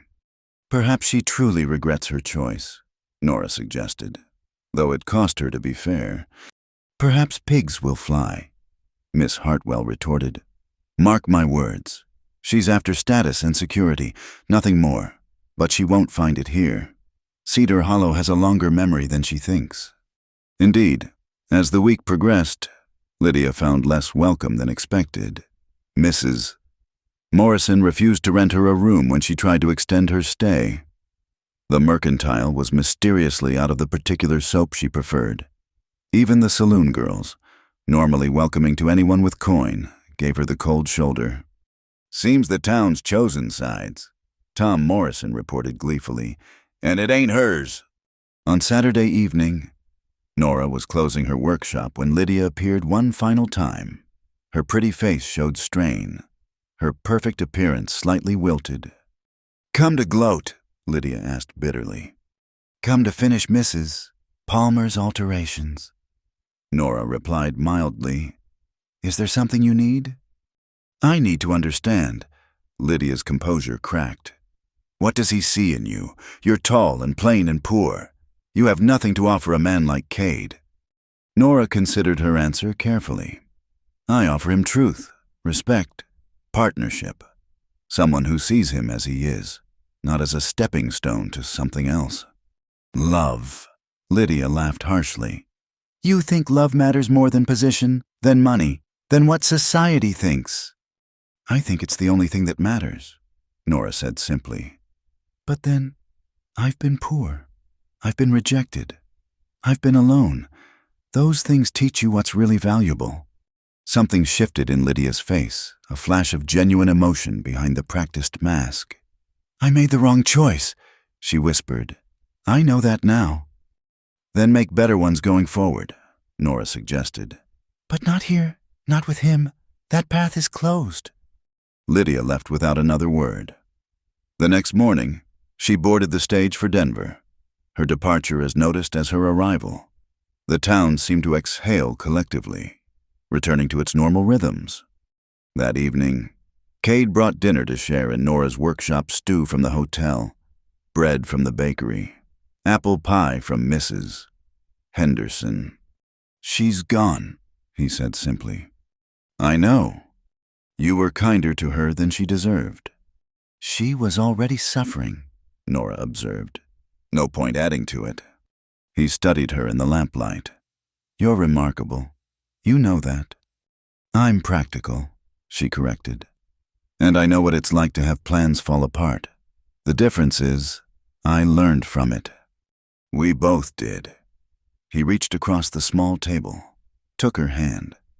Nora, these past days, watching you handle everything with such grace, I need to say something. Her heart began its familiar racing. Yes, I love you. The words came simple and sure. Not planning to, not hoping to, I do, right now, as you are, in this moment. Tears pricked her eyes. Cade. You don't have to say it back, not until you're ready. I just needed you to know, needed it said between us, clear and true. She squeezed his hand, throat too tight for words. But he saw the answer in her eyes, felt it in the way she held on. Sometimes the most important things didn't need speaking. Not yet. They just needed space to grow in the light of patient, steady love. Outside, evening settled over Cedar Hollow. Inside, two people sat sharing a simple meal, hands linked across the table, building a future one true moment at a time. The dust storm hit on a Wednesday afternoon in late August. Nora saw it coming, a brown wall rolling across the plains like God's own fury. She quickly gathered the garments hanging outside and secured her workshop. But nothing could truly prepare for the assault of wind and dirt that followed. For 3 hours, the world turned brown. Sand forced its way through every crack, coating surfaces, filling lungs, turning day to twilight. When it finally passed, Cedar Hollow looked like it had been buried and excavated. The damage to the stable was severe. The east wall of the main barn had partially collapsed, trapping 2 horses. 3 workers had been injured by flying debris, Jim Sullivan with a gashed forehead, young Pete Morrison with what looked like a broken arm, and Carlos Mendez with multiple cuts from shattered glass. Nora didn't hesitate. She grabbed her sewing basket, now turned medical kit, and ran toward the chaos. Cade was already working to free the trapped horses, shouting orders through the settling dust. "Get those men inside," he called when he saw her. "Office is clearest." She helped the injured men to the relative shelter of the office, then set to work. Years of precise stitching had given her steady hands, and she'd learned basic doctoring from necessity. Jim's gash needed cleaning and bandaging. Pete's arm wasn't broken. Thank heaven, just badly sprained.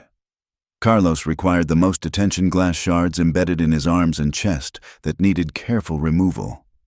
"Hold still," she murmured, using her finest tweezers to extract a particularly deep piece. "Almost done.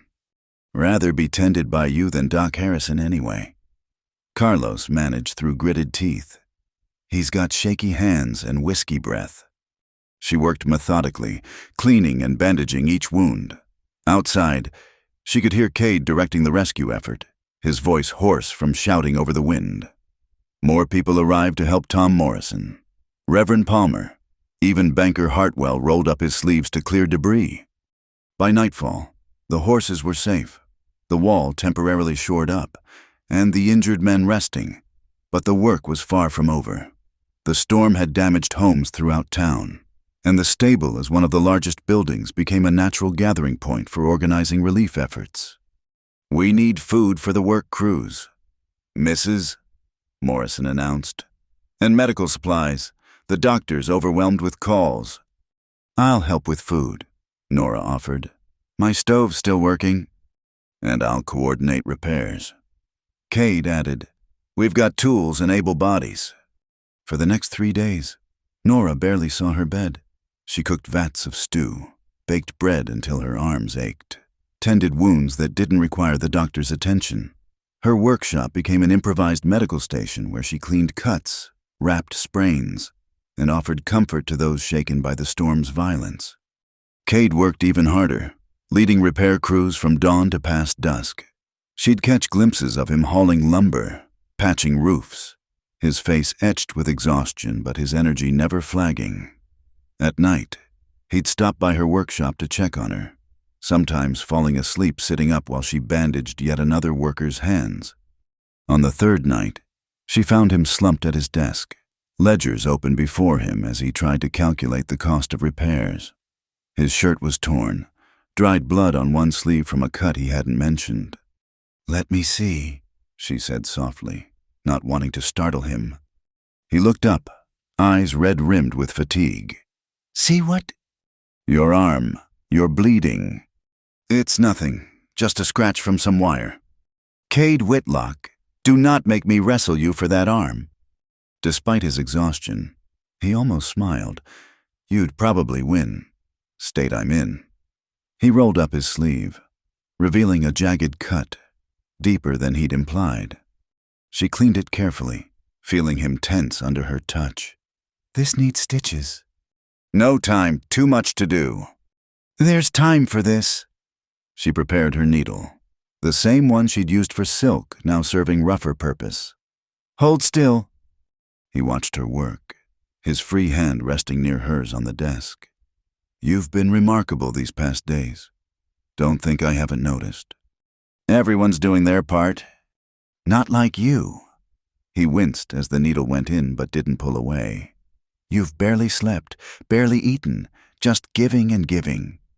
"It's what's needed." "It's who you are," he corrected. "I've seen you with the scared children, the worried mothers. You have a gift for calming people, making them feel safe." She tied off the last stitch, suddenly aware of their proximity, of his warmth in the lamplight. "You make me feel safe," she admitted quietly. His good hand covered hers. "Nora!" A knock interrupted. Tom Morrison peered in. "Sorry to disturb, but Mrs. Garcia's gone into labor. Doc's still at the Henderson place with their boy's fever. She's asking for Miss Nora." The moment broke. Nora gathered her supplies quickly. "Tell her I'm coming." "I'll walk you," Cade said, standing despite his obvious exhaustion. "You need rest. I need to see you there safe." Storms brought out looters in some towns. They walked through streets still littered with debris, past houses with lanterns burning as families continued cleanup. The Garcia home was small but sturdy, having weathered the storm better than most. Maria Garcia was young, maybe 20, with her first child. Her husband Pablo met them at the door, relief plain on his face. "Thank God. She's scared. Won't let the midwife near her. Says she only trusts Miss Nora since you helped her sister last spring." Nora had indeed helped deliver Rosa Mendez's baby when the doctor was delayed. Word had spread, adding unofficial midwifery to her growing list of roles. "I'll do what I can," she promised, then turned to Cade. "This will take hours. Go home. Sleep."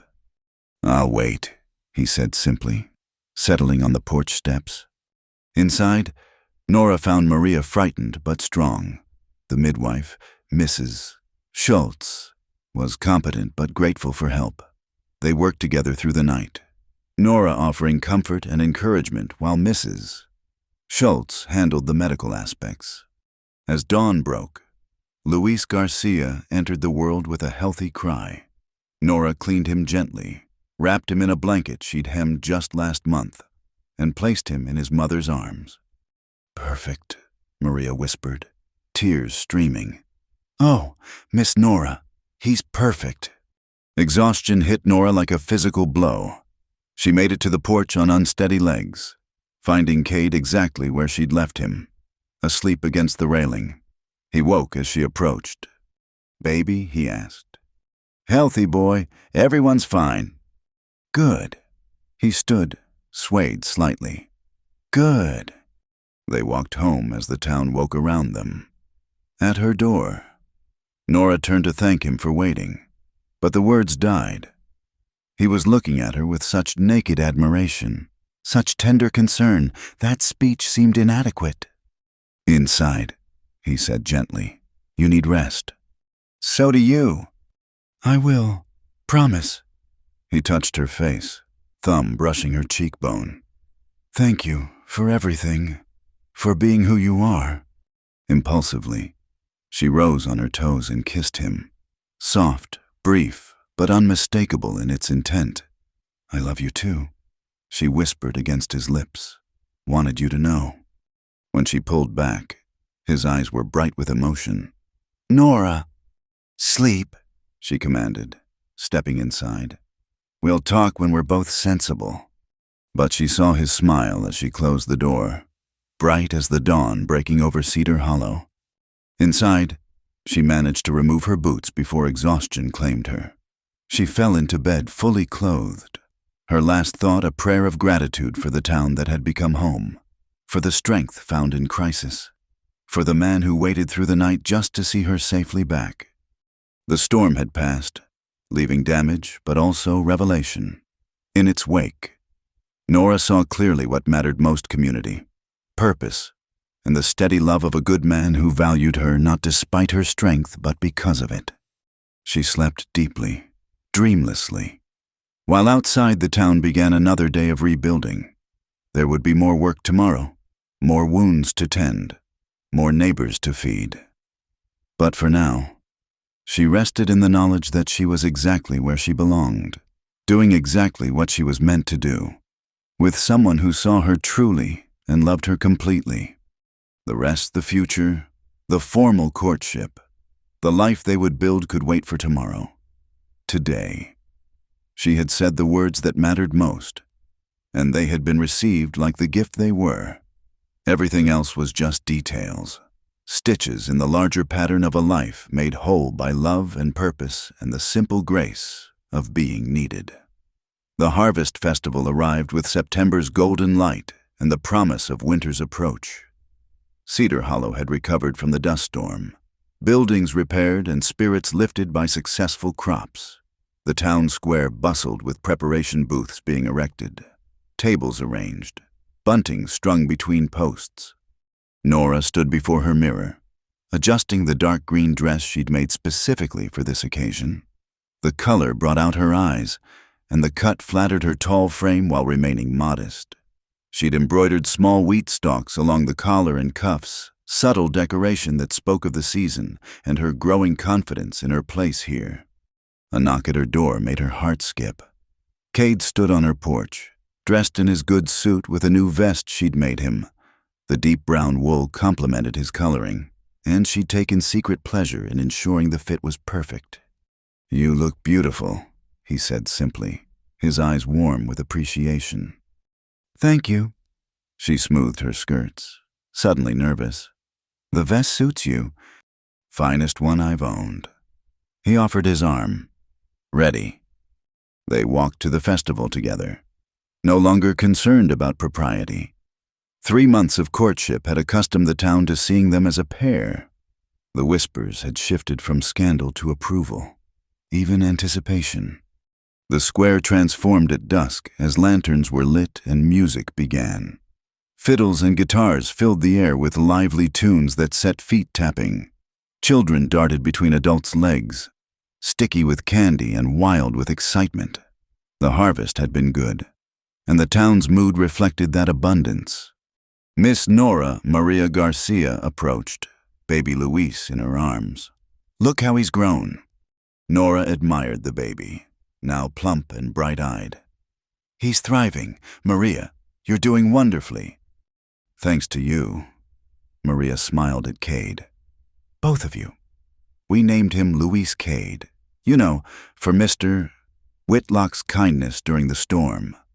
Cade's ears reddened. "That wasn't necessary." "It was right," Pablo Garcia interrupted, joining them. "You kept our town together when we could have fallen apart."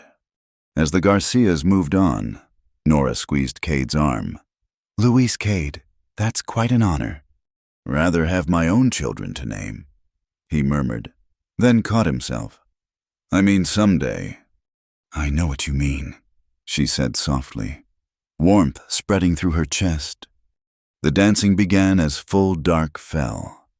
Nora found herself passed from partner to partner in the social reels. Tom Morrison, Reverend Palmer, even Banker Hartwell claimed a turn. But she always returned to Cade, his steady presence her anchor in the swirling crowd. During a break in the music, Judge Thompson approached them. The old man had aged visibly since his daughter's visit, moving slowly with a cane. "Miss Carter," he wheezed, "might I have a word?" Cade tensed beside her, but Nora touched his hand gently. "Of course, Judge." "Wanted to apologize for Lydia, for everything." He coughed, looking uncomfortable. "She wrote me from Denver. Says she's engaged again, some railroad man." He shook his head. "I pushed her toward what I thought was best. All those years ago, wrong of me. You too." He gestured between them. "You two got it right. Wish you happiness." He shuffled away before they could respond. Cade stared after him, jaw tight with old pain. "That took courage," Nora observed. "Too little, too late," Cade replied, then sighed, "But I suppose it's something." The crowd parted near the platform, and Mayor Brennan called for attention. "Friends, neighbors, we gather tonight to celebrate not just the harvest, but our community. This year tested us storms, hardships, challenges, but we stood together." Murmurs of agreement rippled through the crowd. "Want to recognize some folks who went above and beyond," the mayor continued. "Cade Whitlock, who organized repair crews and opened his stable to anyone needing shelter." Applause erupted. Cade looked uncomfortable with the attention, but nodded acknowledgement. "And Miss Nora Carter," the mayor added, "who tended our sick and injured, fed our workers, and reminded us all what compassion looks like in action." The applause grew louder. Someone whistled. Nora felt heat rise in her cheeks, but managed to smile. "Now," Mayor Brennan grinned. "Heard tell these two might be making an announcement soon. Any truth to that? Whitlock." The crowd laughed and called encouragement. Cade looked at Nora, a question in his eyes. She nodded slightly, heart racing. He stepped forward, drawing her with him. "Well, Mayor, since you brought it up, He turned to face her fully, taking both her hands. Nora Carter, you came to Cedar Hollow looking for one life and built another. You've shown me what real partnership looks like, what real love feels like. Would you do me the honor of becoming my wife? The crowd held its collective breath. Nora looked into his gray eyes, seeing their future reflected their quiet mornings and shared work. Children playing in the stable yard, growing old together in this place that had become home. Yes, she said clearly, joy bubbling up from deep wells. Yes, Cade, nothing would make me happier. The crowd erupted. Women dabbed at tears. Men slapped Cade's back, and the musicians struck up a celebratory tune. In the chaos of congratulations, Cade pulled her aside, behind the baker's booth where they had a moment's privacy. I have something for you, he said, reaching into his vest pocket. It was my mother's. The ring was simple, a gold band with a small ruby. The stone no bigger than an apple seed, but catching the lantern light like captured fire. She was tall, too, he said softly. Had it sized accordingly, should fit. It did, perfectly. Nora stared at it through tears. It's beautiful. She would have loved you, Cade said. Would have loved how you've brought life back to this place. To me. She kissed him then, not caring who might see. Let them look. Let them see two people who'd found each other through loss and loneliness, who'd built something real from broken pieces. When they returned to the festival, the news had spread. Mrs. Morrison was already planning the wedding dinner. Miss Hartwell discussed dress designs. The church ladies debated dates and flowers. Nora let it wash over her, feeling held by the community's joy. Overwhelming, Cade asked quietly. Perfect, she replied. All of it.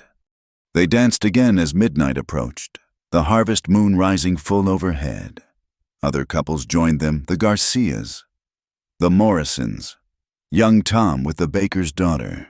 The square became a swirl of movement and music, celebration and connection.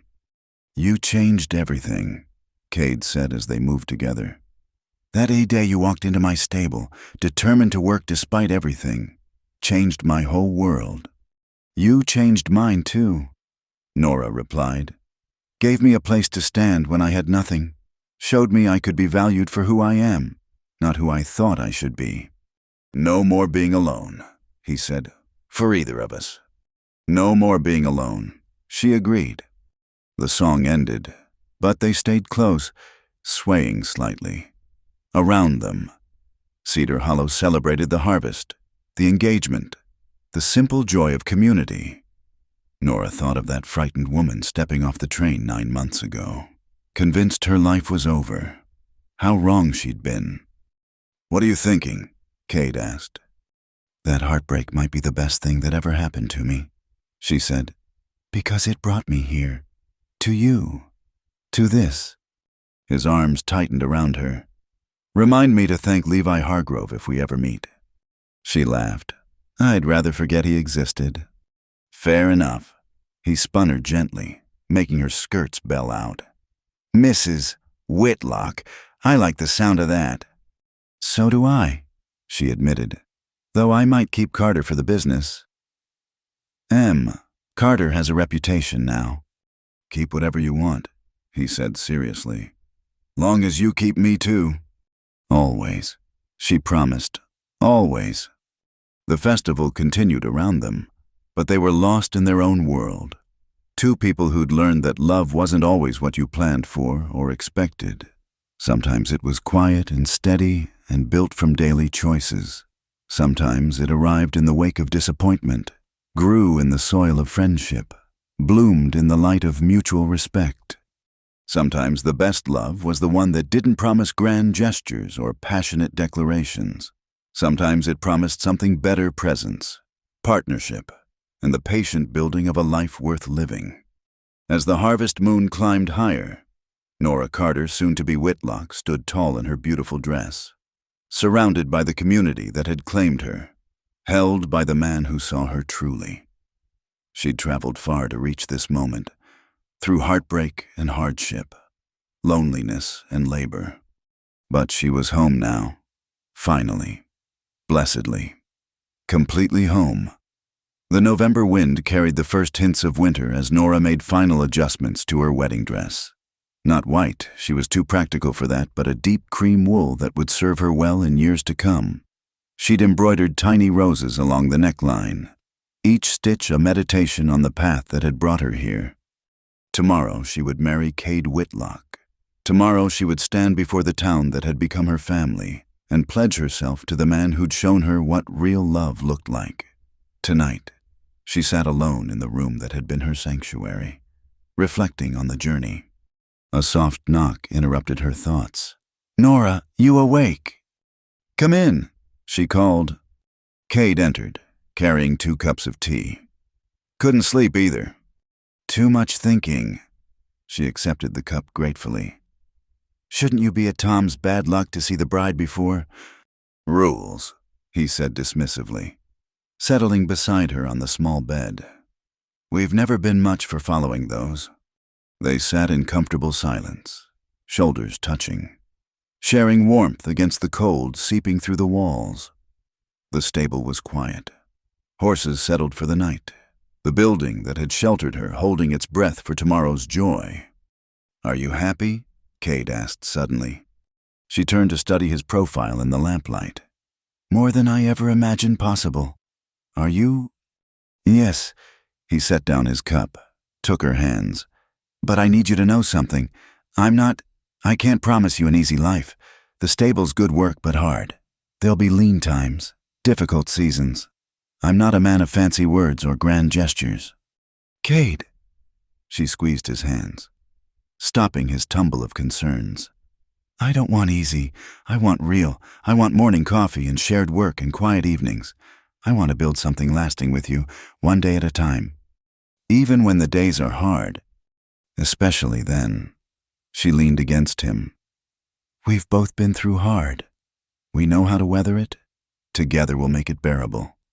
He was quiet for a moment, then said, "I've been thinking about the house. Ma's sewing room is still set up. Thought maybe you'd want to move your business there.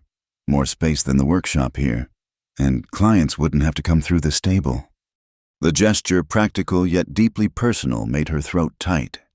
"You'd give me your mother's room." She'd want it used, want it filled with purpose again. He cleared his throat. "Been too long since that house felt like a home." "We'll make it one," she promised. "Together." Another knock interrupted them. "Mrs." Morrison peered in, hands on hips. "Cade Whitlock, what are you doing here? It's past midnight. Bad enough you're flaunting tradition, but the poor girl needs her sleep." "Yes, ma'am," Cade said meekly. Standing, he bent to kiss Nora's forehead. "Until tomorrow." "Until tomorrow," she echoed. "Mrs." Morrison bustled in after he left, carrying an armload of quilts. "That man," she huffed, but fondly. "Now, let's get you settled. Big day tomorrow." She fussed around the room, adding blankets, adjusting pillows, mothering in the way Nora had missed for so many years. Finally, she sat on the bed's edge. "My dear," she said gently, "I know your own mother isn't here to say this, so I hope you'll let me. Marriage is work, good work, but work nonetheless.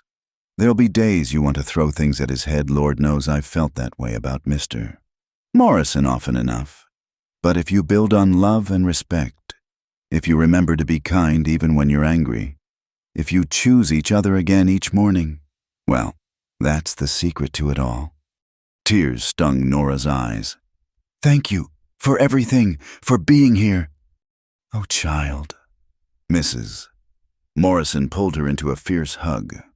"You gave us as much as we gave you, reminded this old town what courage looks like. Now sleep. Tomorrow you become official family, but you've been ours for months already." Alone again. Nora tried to settle but found her mind too full. She rose and moved to the window, looking out at the town sleeping under stars. Somewhere, Levi Hargrove was living his life, chasing whatever dream had seemed worth more than keeping his word. She found she could think of him without bitterness now, even with a strange gratitude. His betrayal had brought her here. The door opened again. She really needed to start locking it, and Miss Hartwell slipped in, followed by Maria Garcia and, surprisingly, Mrs. Jacobson. "We couldn't sleep either," Miss Hartwell explained. "Thought you might want company." "Brought wine," Mrs. Jacobson added, producing a bottle from her coat. "Good stuff, too. Been saving it." They gathered on the floor like schoolgirls, passing the bottle and talking quietly. Maria shared stories of her own wedding nerves. Miss Hartwell admitted she hoped to marry someday, but hadn't found a man who didn't expect her to give up teaching. Even Mrs.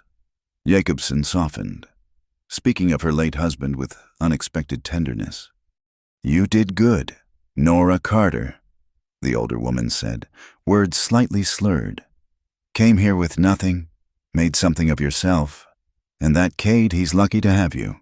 You tell him I said so." "We're lucky to have each other," Nora corrected gently. "That too." Mrs. Jacobson raised the bottle. "To love that comes when you're not looking for it." They drank and laughed quietly, careful not to wake the horses. As the night wore on, her friends departed one by one, leaving kisses on her cheek and promises to help in the morning. Finally alone with dawn approaching, Nora allowed herself to feel the full weight of the moment. Today now she would walk into the church as Nora Carter and leave as Nora Whitlock. The scared woman who'd stepped off the train was gone, transformed by work and community, an unexpected love into someone stronger, more complete. She dozed briefly, waking to sunlight and the sound of activity outside. The day had begun. Miss Hartwell arrived with coffee and help for her hair. Mrs. Morrison brought breakfast she was too nervous to eat. Maria offered her mother's pearl combs for luck. The room filled with women, laughter, the rustle of skirts, and gentle chaos of preparation. When she finally stood in her wedding dress, hair pinned with borrowed combs, mother's shawl around her shoulders, Nora caught her reflection in the small mirror. The woman looking back stood tall and confident, eyes bright with joy rather than tears, beautiful in her certainty, her belonging, her love. "Ready?" Miss Hartwell asked. "Ready," Nora confirmed. The walk to the church passed in a blur. She was aware of people gathering, of flowers and ribbons decorating the entrance, of Tom Morrison grinning as he held the door, but her focus narrowed to the man waiting at the altar. Cade stood in his good suit, fresh-shaved, hair carefully combed, but it was his expression that stopped her breath, wonder and love, and a vulnerability he rarely showed. When their eyes met across the distance, his smile bloomed like spring after winter. Reverend Palmer spoke words about commitment and partnership, about building a life on solid foundation. Nora heard them distantly, lost in the gray eyes that held hers, in the warm strength of Cade's hands, in the rightness of this moment. "Do you, Nora, take this man?" "I do," she said, clear and certain. "Do you, Cade, take this woman?" "I do," his voice rough with emotion. "Then, by the power vested in me and before God and this congregation, I pronounce you husband and wife." Cade kissed her sweetly, briefly, mindful of their audience. But his whispered, "I love you, Mrs. Whitlock," was for her alone. They turned to face the congregation as husband and wife. The church erupted in celebration, cheers, and applause, and Mrs. Henderson already crying into her handkerchief. These people who had taken in a stranger and made her family, who had watched two wounded souls find healing in each other. Outside, rice rained down as they ran laughing to the wagon decorated with ribbons and tin cans. Cade lifted her up, his hands lingering at her waist, his smile private and promising. "Home?" he asked. "Home," she agreed. They drove through streets lined with well-wishers toward the house on the hill that would shelter their life together. Behind them, the stable stood solid and enduring, the place where their story began. Ahead waited years of ordinary days made extraordinary by love. Children who would run through both house and stable. A business that would grow. A marriage that would deepen with each passing season. But for now, in this perfect moment, Nora Whitlock sat beside her husband as they drove toward their future. She thought again of that night months ago when she'd lain alone. Certain sleep would hide her longing for love. How wrong she'd been. Love hadn't come in hiding, but in revelation, in small kindnesses and patient understanding, in shared work and quiet companionship, in a man who saw her height as beauty and her strength as gift. "What are you thinking?" Cade asked, glancing at her with soft eyes. "That some plans are meant to fail," she said, threading her fingers through his, "to make room for better ones." He lifted their joined hands, kissed her knuckles. "Then here's to failed plans and better futures." "And to husbands who bring blankets in the cold," she added softly. His laugh rang out, rich and free. "Always, my love, always." The house came into view, windows glowing with afternoon light, their life together stretched ahead. Unknown but unafraid, whatever came, they would meet it together, two people who had learned that love wasn't about grand gestures or perfect timing. It was about showing up, day after day, with blankets and compassion and the quiet certainty that together was better than alone. As Cade helped her down from the wagon, lifting her over the threshold of their home, Nora knew with bone-deep certainty that she was exactly where she belonged. Not because a plan had worked out, but because love had found a way despite all plans. And that, perhaps, was the greatest gift of all. Thank you for listening to this Wild West love story. I'd love to know where you're enjoying this tale, whether you're listening while working, relaxing at home, or on your commute. Please share your thoughts in the comments below, and let's connect over our shared love of these frontier romances. If you enjoyed Nora and Cade's journey, please subscribe to Wild West Stories 1850, give this video a like, and hit the hype button to help more listeners discover this heartwarming story of love found in unexpected places. Until our next adventure in the Old West, partners.